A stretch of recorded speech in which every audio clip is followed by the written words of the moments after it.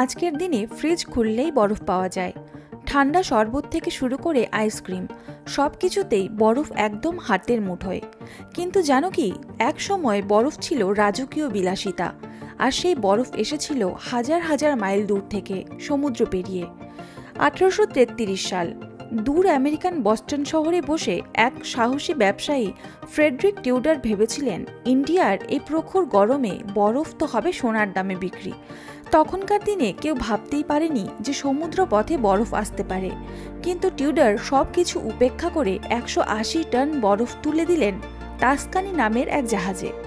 4 মাসের সেই যাত্রায় বরফ অনেক গলে গেল। তবু যা অবশিষ্ট ছিল তা রেখে দেওয়া হলো এক বিশেষ তাপ নিরোধক বরফ ঘরে। কলকাতার বাবুরা তো অবাক।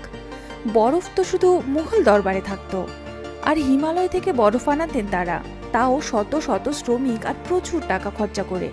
শুরুতে টিউডার বরফের দাম রাখলেন সাধ্যের মধ্যে, 1 পাউন্ড বরফ 1 টাকা। ধীরে ধীরে কলকাতার বাবুদের মধ্যে শুরু হলো বরফ কেনার হিড়িক। বরফ তখন শুধু ঠান্ডা পানীয় নয়, বরং স্ট্যাটাসের সিম্বল। যে বাড়িতে বরফ সে বাড়ির বাবু মান্যগণ্য।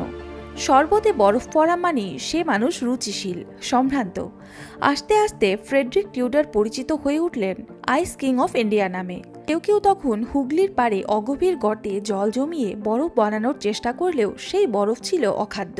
1878 সালে ভারতে প্রথম বরফ কল বসানোর পর বরফ আমদানি আস্তে আস্তে বন্ধ হয়ে যায়।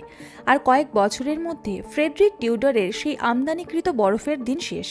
কিন্তু সেই সাহসী স্বপ্নবাজ ব্যবসায়ীর গল্প আজও কলকাতার ইতিহাসের পাতায় উজ্জ্বল হয়ে আছে।